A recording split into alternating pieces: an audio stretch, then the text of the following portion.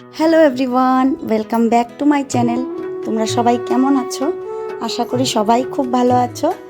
তোমাদের ভালোবাসায়, ভগবানের আশীর্বাদে আমরাও ভালো আছি। তো বন্ধুরা, তোমাদেরকে তো বলেছিলাম, দেখিয়েছিলাম যে আমি আমার বাবার বাড়িতে এসেছি। তো আজকে বাবার বাড়ি থেকে ভিডিওটা সকাল সকাল শুরু করে দিলাম।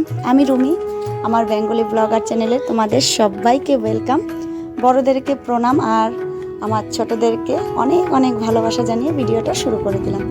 তো বন্ধুরা, অনেক দিন পর এই বাবার বাড়িতে এসে এইভাবে মর্নিং ওয়াক করতে বের হতে পেলাম আর খুব ভালোই লাগলো। মানে অনেক দিন পর, তার জন্য খুব আনন্দ হচ্ছে। তো মাকে বললাম, দিদিকে বললাম, চলো আমরা একটু মর্নিং ওয়াক করে আসি। তো তাই আমি, দিদি, মা তিনজনে মিলে বেরিয়ে পড়লাম। বিয়ের আগেও তাই করতাম। দিদি, আমি, মা তিনজনে মিলে মর্নিং ওয়াক করতাম।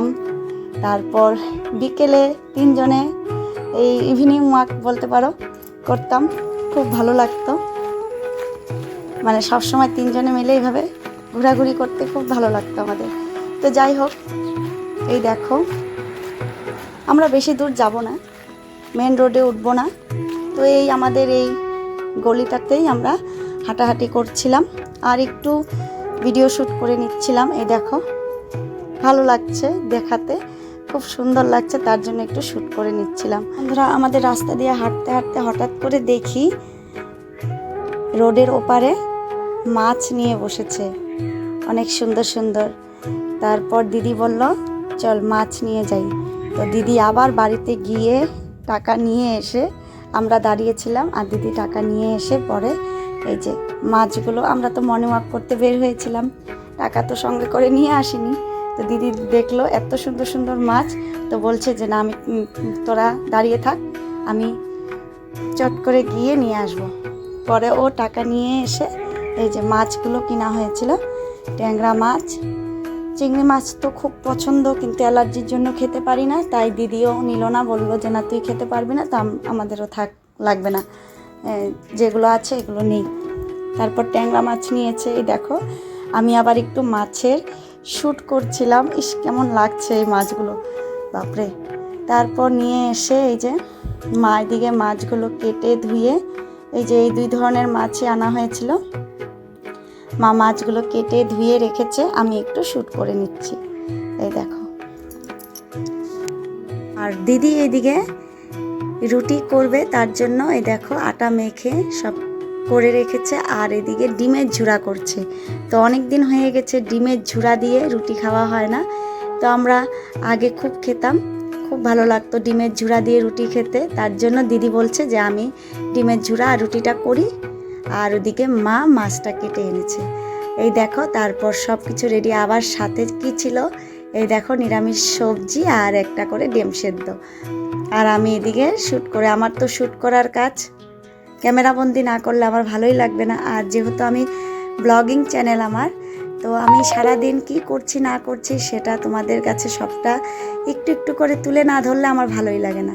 তার জন্য একটু চেষ্টা করি, কত সময় ভুলে যাই ঠিক, কিন্তু যতটা পারি চেষ্টা করি তোমাদেরকে সবটাই শেয়ার করার, দেখানোর। তারপর আমি আর দিদি এদিকে গল্প করছিলাম আর মা এদিকে এগুলো রান্নাবান্না করছিল, একদম সিম্পল রান্নাবান্না করছিল। তারপরে দেখো, আর ভিডিওটা কন্টিনিউ করা হয়নি। আবার পরের দিন সকাল থেকে আমি ভিডিওটা শুরু করে দিয়েছিলাম। তো দিদি কালকে চলে যাবে, তার জন্য দিদিকে বলেছিলাম, তুই তোর পচা ছেলে, মানে দিদি পচা ছেলে বলে ডাকে, আমার ছেলেকে, ভাগনাকে পচা ছেলে বলে ডাকে। তো বললাম যে তোর পচা ছেলেকে তুই বই পড়া, আর তোর আজকে কিছু করতে হবে না, আমি আর মা করব। কালকে তো চলেই যাবি বাড়িতে, তার জন্য। আর এদিকে দেখো, আমি ভেবেছি আজকে ঘুগনি করব আর লুচি হবে। মা ওদিকে আটা মেখে রেখেছে, আর এদিকে আমি ঘুগনি করার জন্য মটরটা প্রেসার কুকারে দিয়েছিলাম, সেদ্ধ হয়ে গেছে, একদম ভালোভাবে সেদ্ধ হয়ে গেছে। এখন আলুগুলো আমি তুলে রাখছি। এই দেখো,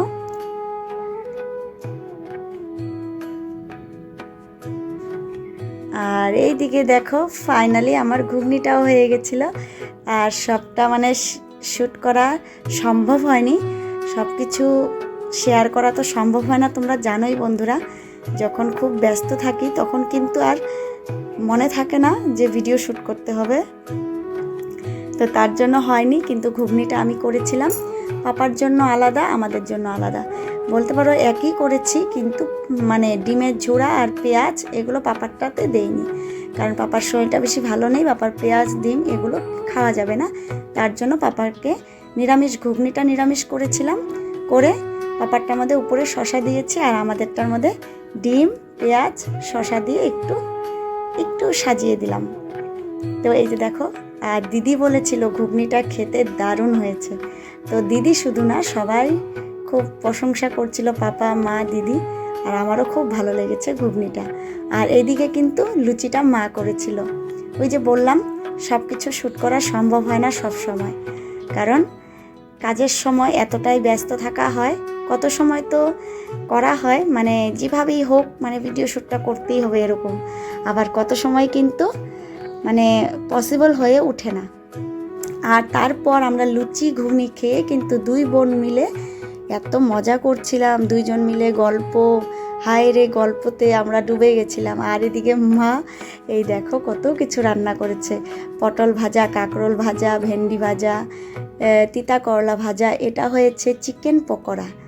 দেখো অনেক কিছু রান্না করেছে, তারপর ডাল করেছে, আবার এদিকে চিকেন কষা। এই দেখো চিকেন কষাটা নামাবে, হয়নি, হয়েই গেছে, মা নামিয়ে দেবে, তার আগে চিকেন পকোড়াটা তুলে রাখছে। এই দেখো চিকেনটা যা হয়েছিল খুব তো বন্ধুরা, চিকেনটা কিন্তু দারুণ হয়েছিল, দারুণ, তো খুবই টেস্টি হয়েছিল। আর দেখো মার চিকেনটা প্রায় হয়েই গেছে, তখন আমার মনে পড়েছে যে না, মা তো রান্না বান্না করছে, একটু ভিডিও শ্যুটটা করে নিয়ে আসি। তো তাই যে চলে এসেছি, এসে এই যে দেখো খুব টেস্টি হয়েছিল। আর মা এখন নামিয়ে দেবে, মার একদম হয়ে গেছে রান্নাটা কমপ্লিট। এই যে মা দেখো নামিয়ে নিচ্ছে।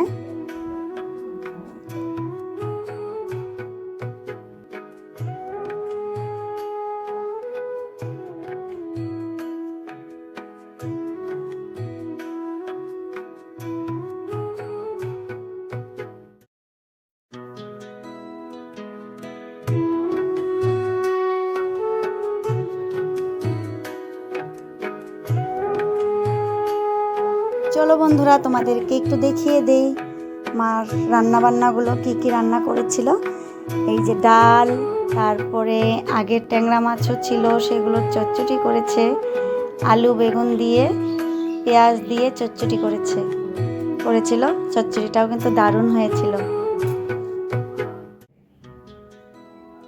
আর বন্ধুরা এইদিকে দেখো পটল ভাজা, কাঁকরোল ভাজা, তিতা করলা ভাজা আর চিকেন পকোড়া, তো অনেক কিছুই মা রান্না করেছিল আর দারুণ হয়েছিল।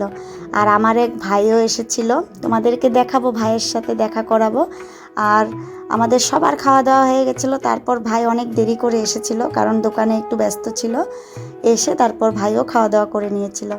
তো তোমাদেরকে আমার ভাই আর আমার দিদি কি বলবে তোমরা একটু শুনবে বন্ধুরা, আশা করি তোমাদের ভালোই লাগবে।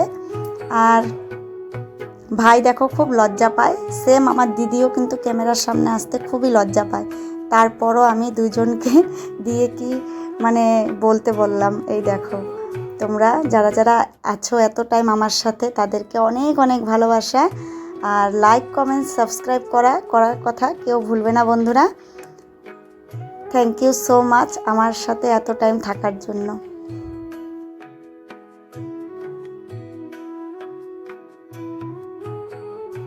একটু বলে দে কিছু, দিদি একটু কিছু বল। দিদি তুই কিছু বলবি?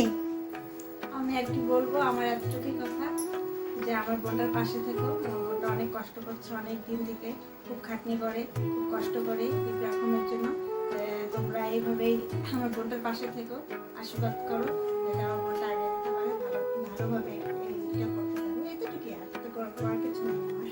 থ্যাংক, সুন্দর করে বললি, সবাই সত্যি আমাকে সাপোর্ট করবে। থ্যাংক ইউ ভাই, তুই কিছু বলবি না? তুইও কিছু বল। কি আর বলবো, আমার দিদি ভাই চ্যানেলটা সাবস্ক্রাইব করে দিও, লাইক শেয়ার কমেন্ট করে দিও সবাই, এটাই আমার বলার ছিল। থ্যাংক ইউ ভাই, সবাই তাহলে লাইক করবে কিন্তু, সবাই লাইক করবে।